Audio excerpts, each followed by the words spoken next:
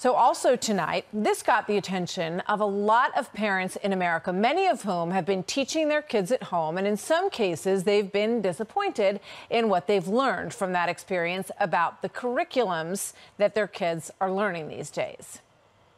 We will stop the radical indoctrination of our students and restore patriotic education to our schools. We will teach our children to love our country, honor our history, and always respect our great American flag.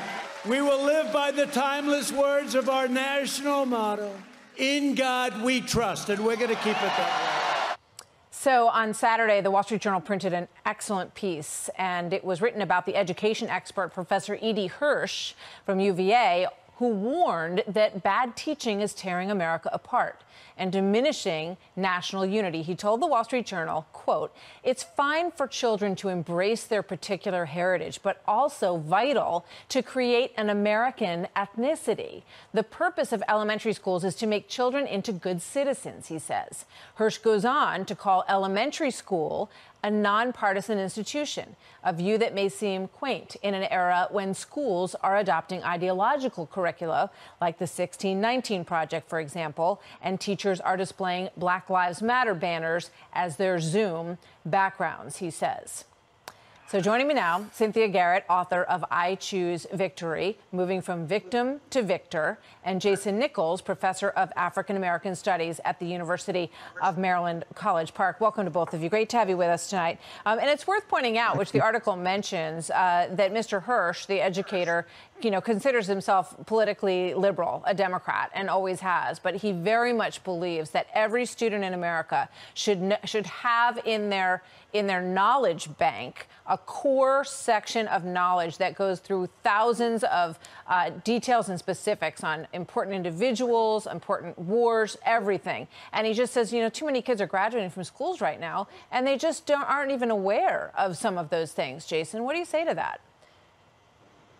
Well, I think that he's correct. When you look at, for example, one of the things that's come out is that most kids don't know, high school kids don't know the 13th Amendment. They don't know the amendment that abolished slavery. So that's definitely a problem. But I would also say that him saying that he's a leftist, I think he said he's practically a socialist. That doesn't mean that he has multicultural awareness. As a man who was raised in the 1930s in Tennessee, doesn't necessarily mean that he has that kind of cultural awareness. And as far as bringing up the 1619 Project, I think that there's a mistake that a lot of people are making, and that is there is a political argument against the 1619 Project, and there's a historical argument. The historical argument basically says that it doesn't sufficiently acknowledge the colonial anti-slavery movement. The political argument is one that says that it's trying to change America. And all of the historians that opposed it all say that they love the idea of the 1619 Project. They love the idea of acknowledging the centrality of slavery in our nation and what we've become economically and socially. That right there is the core of the debate over whether or not that is true. And I want to get Cynthia in here. Cynthia, what's your reaction to that, Cynthia? And I'll go back to Jason. Well, look, I raised a pretty awesome son. I've raised a lot of adopted sons and daughters, mostly African American, some white. And what I would say is that, in all honesty, yes, they should know history. We should know our history, good and bad.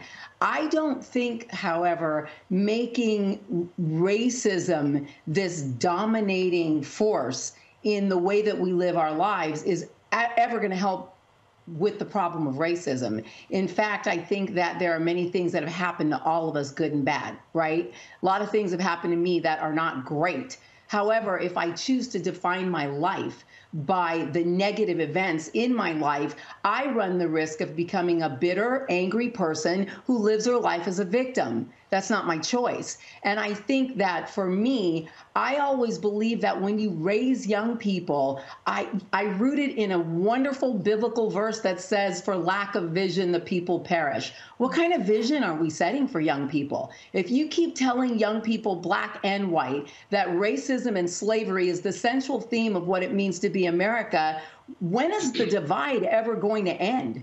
I mean, and then we get into these conversations about how do we make up for this? You know, reparations? Well, what price can you pay me that's worth my life? None of it really goes anywhere positive. And I think if my son were still school age, and I have a lot of nieces and nephews who are, and the 1619 project came across my desk as something to teach them, I would probably pull them out of school and go to a different school. I think we got to educate them, but I don't think we should be indoctrinating them. Right, and that's the problem that I see. Thank you, Cynthia, and thank you, Jason. Good to have both of you with us tonight. Thanks, Martha.